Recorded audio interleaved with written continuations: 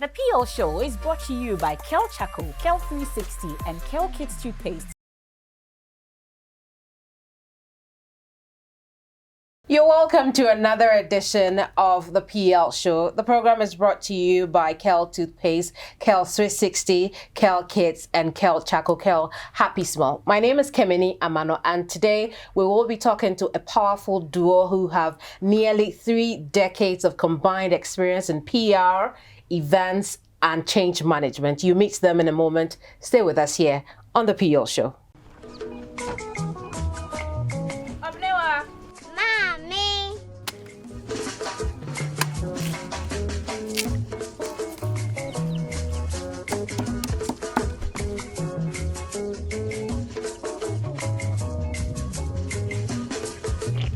Mama Josie. Fe.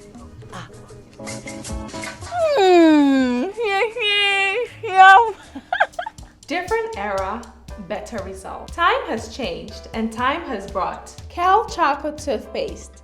Healthy gums, anti-cavity, fresher breath, and it whitens teeth.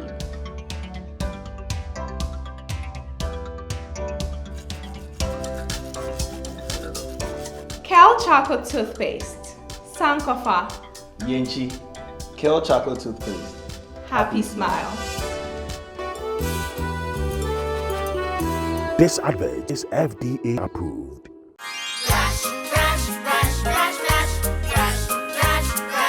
teeth. Brush 2 times a day.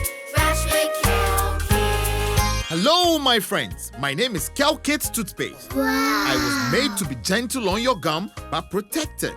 I will protect your teeth from cavity, make your teeth whiter, stronger, keep your mouth fresh all day. And best of all, I'm strawberry flavored. So put on a smile and try me. That's amazing. Just try me. That's my job. If you say so, jump on my brush. Makes your teeth stronger. Chicky whiter. Chicky stronger. Yay! You did it! I'm glad you like your new toothpaste. Don't forget to brush both day and night. Kel Kids. Happy smile.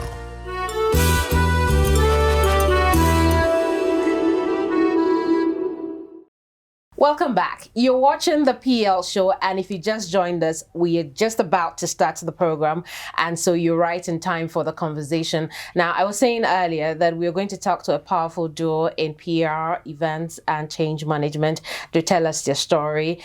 Coincidentally, it's only about 2 months since they clocked the decade working together as business partners, and so we'll find out how all that magic started and how far they are going right now. You're welcome to the program, ladies.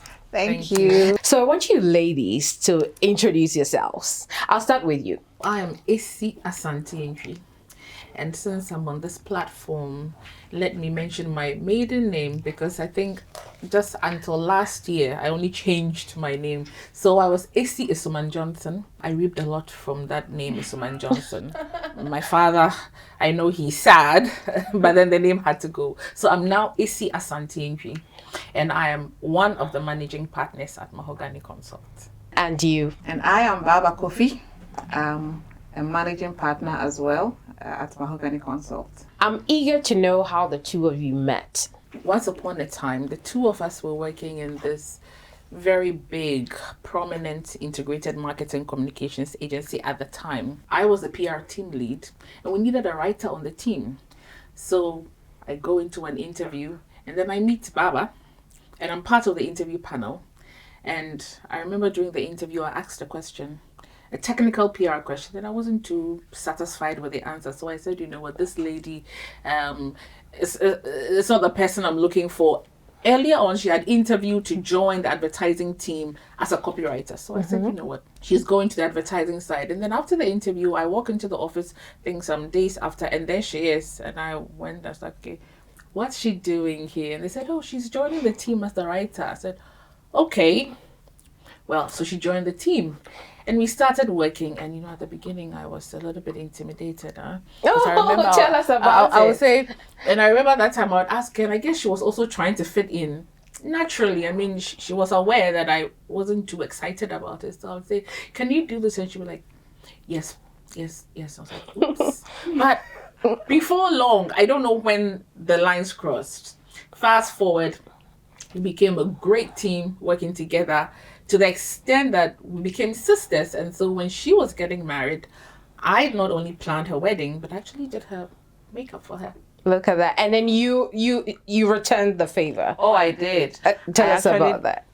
I organized her wedding 4 years after I got married, and I was part of the bridal team. I and my husband didn't have a choice. She wanted us there, but I also had to organize the entire wedding. So I had a whole team. I mean, we are events people, so I had a whole team working backstage, and I was speaking to them, through the walkie-talkie, and I was just managing everything from there whilst I was sitting in the church, and so by the time we got out, everything had been done. It was a super wedding. But I want to come to UAC again and tell us about what was growing up like for you and how did you end up in PR? So I'm the first of 3 girls. We grew up on the University of Ghana campus. My father is a retired university professor. He taught political science.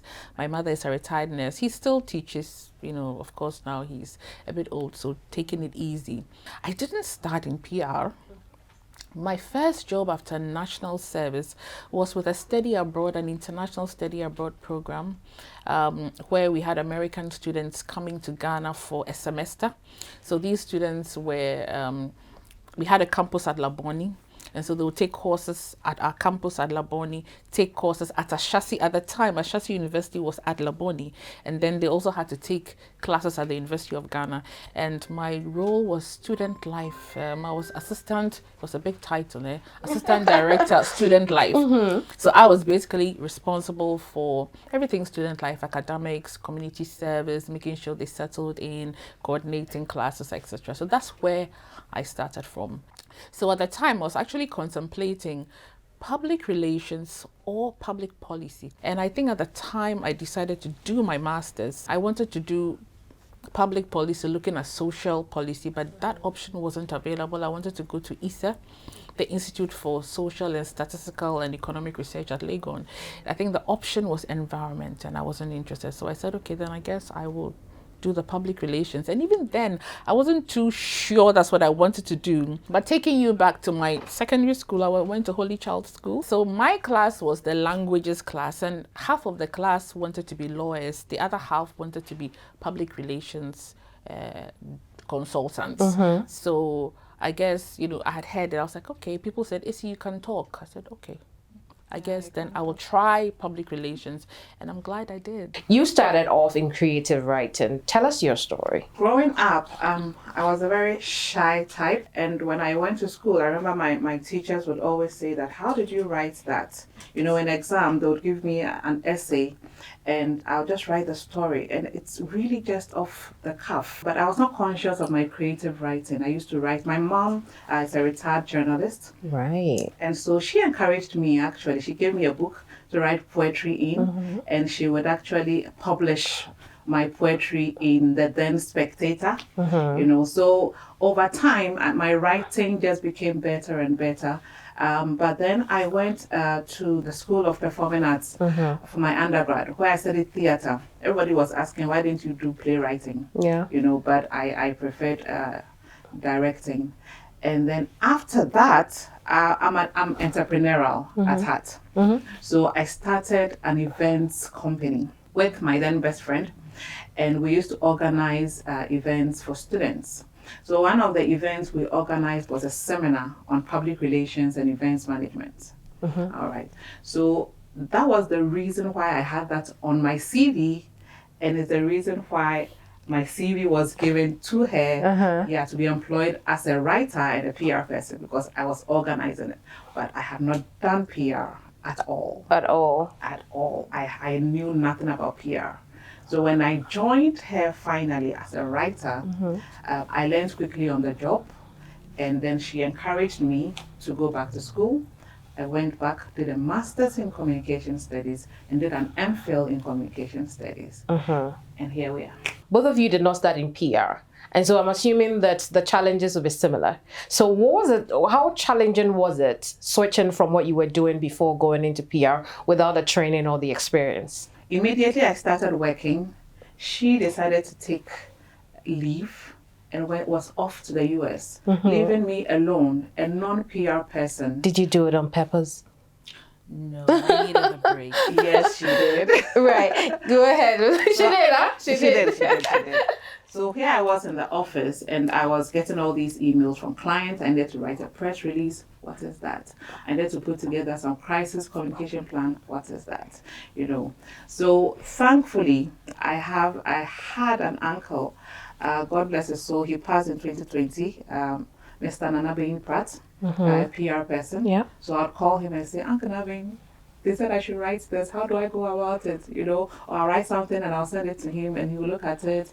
And then also we had this very great client who was willing to teach. So I also sent it to him to look at before it is shared with the bigger bosses. And I am an avid researcher. I would read and read, find a way to get it done. And by the time she came back, oh my, I was not doing badly. So what was it like for you switching from student exchange coordinator, sort of, to PR? The experience is different because I had, as it were, peaked at that place and I felt that I needed a new change. So I studied. So I came onto the job having done my master's in public relations. Right. So at least I came onto the job with a certain understanding.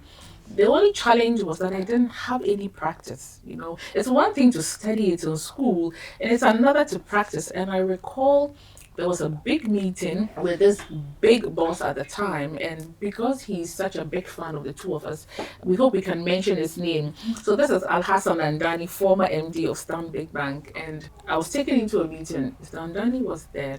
My boss at the time was there, and then I was introduced as the PR manager who's going to be supporting your communications team. And my boss left me to have the conversation with Mr. Andani and his team, and all I remember was that everything was blurred. Oh, I don't know what I was saying, but well, I guess I said something sensible, and we carried it on. So I also literally had to learn on the job, but like I said, the comms team at the time at Stanbic then, they were amazing. And so I was learning from my clients and also learning also from my colleagues in the agency. And then, of course, somewhere along the line, Baba joined and we grew the team. We're going to look at a summary of your lives from then till now. And it takes us to a Seat to Oak segment. You're watching the PL Show. We'll be right back.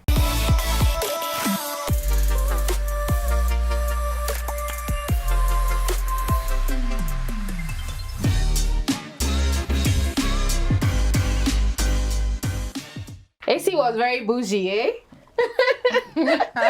See you in your socks and your shoes, tiny white shoes. Cute little kid. Yes, both of you really. So what you've just seen are some beautiful pictures of our powerful duo here in the studio with us. The Seat to Oak segment is brought to you by Kel Kits, which is suitable for your 2 to 6 year olds. It comes in the strawberry flavor. It will give them gum protection and anti-cavity protection as well. Now, to our ladies here in the studio, 10 years ago, there was the decision to start Mahogany Consult. Whose idea was it? It was Baba's idea. So at the agency that we used to work at, there were a few issues which led to, as it were, the near collapse. The business was collapsing at the time. And we say that, you know, we have a story. We say that it was a Titanic of the time because, yes, that agency indeed was the Titanic of the time. No one thought it would sink. But one day, a few things happened and the ship was beginning to sink. And she said, you know what? We can start our own business. I said, really? She said, yes, we can do it. I did this with my friend. As she said, we can do this, we can do that. I said, okay, I trust you. I believe in you.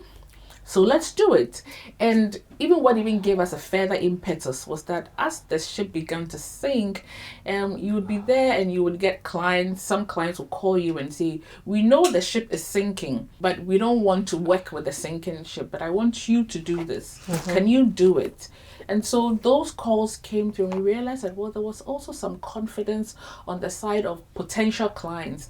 And so we put our heads together and took the decision to jump off the sinking ship. And before long, we had our registration papers. And I remember the day we got the papers, it was exhilarating. And we started a business. Why mahogany? Okay, so she came up with the name. Uh-huh. So, you know, she lived all her life on the University of Ghana campus. Yes. And if you know the university very well, it has loads of mahogany trees. What kind of company did we want to build? All the features were found in the mahogany tree. The mahogany tree is enduring. It doesn't die really, you know, and it's very resourceful. So the bark is used for medicine, you know, the roots are used for this and all of that. And that is what we wanted to be, you know, enduring and resourceful. And everything else that the tree is made up of. And so she came up with the name mahogany. And you thought, was perfect. what are the values that keep mahogany going? Our number one is integrity. And we don't joke with integrity. And we drill that down to our staff, to our clients, to everything that we do. And this is because we want to not just build a business, we want to build a legacy. We want to build a business that will stand the test of time. So that long after we are gone, there will be that business that did the right thing and just stood. We are reliable. We say we are reliable to our clients, and I'll be happy if you could speak to all our clients and find out. And find out, because we are reliable. We are reliable first to each other internally and reliable to our clients. We are also resourceful. Izzy always says that if you want to go to the moon, tell mahogany, we will take you to the moon. We can do anything. And then we are trendy. We don't live in the past. As and when time revolves, we revolve with it, and we are innovative.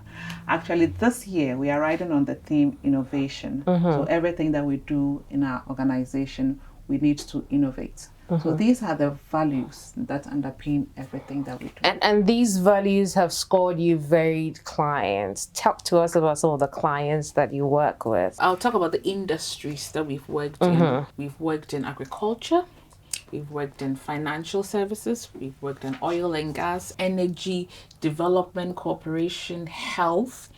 And then we're also mining, yes, and mining as well. We belong to a global group of independent public relations agencies called the Public Relations Organization International. So this group comprises of independent agencies in over 50 countries in more than 100 cities worldwide. And we are privileged to be the West Africa partners for PROI. And that also gives us and has given us the opportunity to work in the sub-region. So we've done some work in Senegal, in Ivory Coast, in Burkina Faso, Benin, Mali. And so that also has given us a global outlook. And yes, we are global. Indeed. And these successes that you have picked up over the 10-year period, I don't think came easy. So what are some of the challenges that you have encountered? We have had huge challenges, and building a business in Ghana is tough, no doubt. The first challenge was starting a business without understanding how to build a business. So we started the business with a passion for PR and, you know, wanting to make a difference and build this organization. But how do you do it? You know, we had no idea. And so we registered, and then we had to register with the GRA. We didn't know what that meant, so we had registered, and at a point we had to pay some taxes, and we are wondering that, but we're not making enough money. Why do we have to pay those taxes? So learning every day how to do business in Ghana to make profit was such a long and tedious experience. And because we wanted to do the right thing right from the start, we said we'll pay taxes. Okay, if you are paying taxes, this is what it means, you know. So that was one of the biggest challenges. The other, human resource, yeah, it was very tough. AC and I have a certain heart, you know, a certain passion. We are very driven. Now, when we got to the point where we needed people to come into Mahogany to work for us, we got in a few people. Our very first employee was also driven, so we had no issues. But as the company grew, then we needed to bring in 3 people, 4 people, bring in an accountant, do this, do that. That was where the challenge began. It was not easy for them to connect. For some of them to connect with, first of all, the vision and then the values. So because we are so committed and we are serious about living our values, some fell off, unfortunately. So that had to do with the value system or the culture that we had built. Yeah. The other thing was the technical know-how.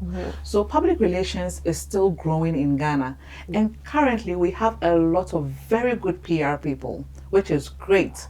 But then one gap we realized was when students come straight out of school, from PR schools, the gap between academia and practice was so wide. What can be done about this? In responding to your question and picking off where Baba left, so we're also lecturers, and both of us teach different courses in public relations at the Wisconsin International University College. Right. And I think that's one way that we can contribute to grooming the next PR professionals who are not only sound theoretically, but also when they come onto the job market can also deliver.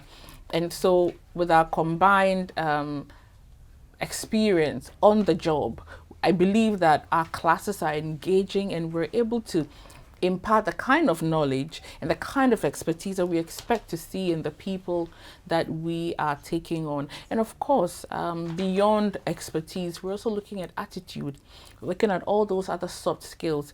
And so we would encourage a lot of tertiary universities, let's look at career guidance, let's offer that support to students so that by the time they're done with school, they're really job market ready and they have not spent all their time acquiring the technical skills, but they acquire all the other soft skills that are needed. There are a few more things I would like us to touch on, including your partnership with the NGO and events and change management bit of your business. But we'll do that after taking a look at what a typical day is like in your lives. And that's coming up in 360.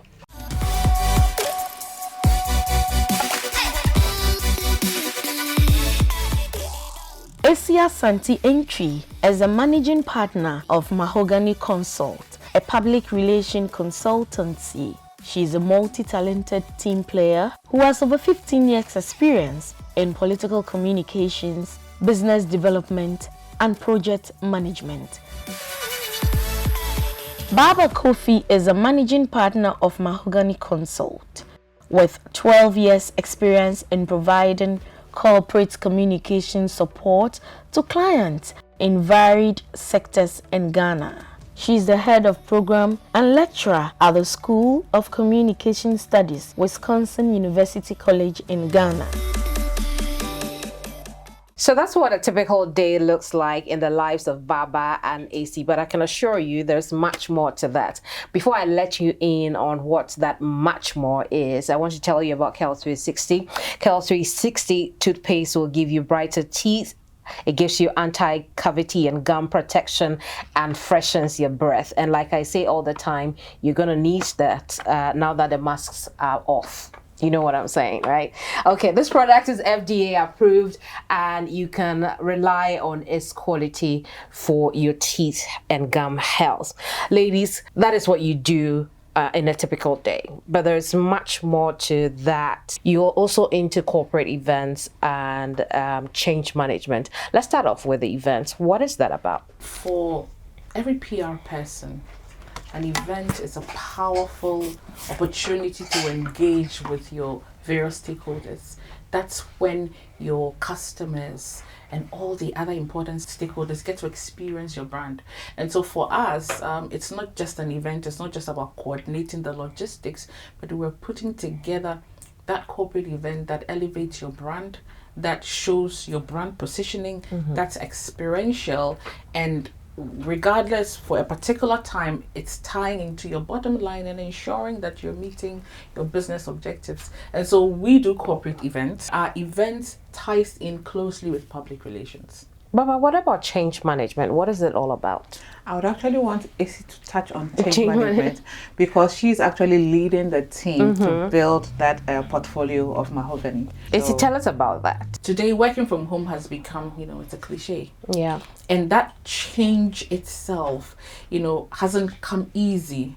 because it's brought about so many changes within the way we're even relating with our colleagues. How are we engaging our clients? How are we even going to reap in the profits against all the economic turmoil? And that in itself takes a toll on the business. First, it takes a toll on people, and it takes a toll on the business. And it has called for changes in the processes and in how businesses are structured and organized.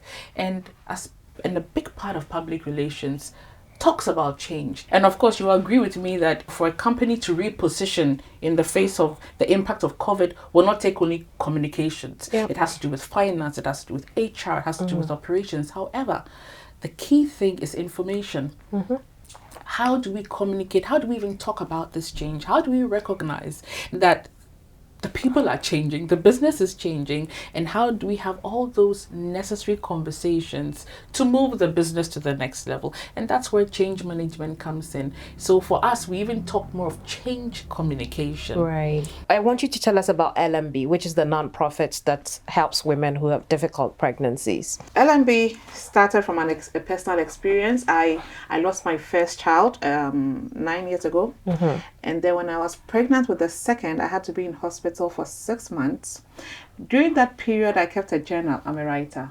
I kept a journal. I was writing everything that was happening. After, I decided to write a book. And I did. The title of the book is In the Womb of Time. In trying to market the book, I realized people started sending me private messages that, oh wow, this story is just like mine. Can you help me? You know, that kind of thing. So I said that no, this thing is actually much more pervasive than I knew. So people need help.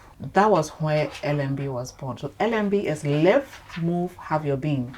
Live meaning that although you are alive, you are not living life. You know, when you're going through a pregnancy challenge, you're going through infertility, trust me, you are not happy. So you need to live and then move. You know, sometimes that condition makes you static. So some women, for instance, resign from their jobs. They are just, you know, stuck to their rooms because they don't want to go out and all of those, you know, issues. So that is, you know, not moving or not advancing. And then having your being, total wellness. And so LMB started, and we support women and families in 3 ways. So there's the medical support, connecting you to the right medical support. What exactly is the issue? What medical advice do you need? And then there's a psychological support where women are going through this, and men actually going through this, you know, tedious experience, and they feel all alone. You know, sometimes we need to bring in a therapist to talk to them. And sometimes they just really need a shoulder to cry on. And that's enough. And then there's the Christian counseling. If you're a Christian and you want that, we also have men and women of God who provide that support. Yeah, but that's not to say that your service is only for Christians. Not at all. In fact, I have quite a number of Muslim women whom we have engaged, and we are very happy, very open to help anybody. Anybody. And AC, I would have you tell us your story about how you connect with LMB. But right now, I want to bring you the first surprise. I did tell you earlier that I had some surprises for you. So here comes the surprise. Well, hello, gentlemen. You can go right behind me and take a seat here. Yes. You see, each of you know where you knew where to go. We still see the shock in your eyes. Yes. So shocked. Your love is sweet. Sobolo, sobolo, your love is sweet. K-O-E-I. Wodona kama commemorate. Paint, smile, mami, change.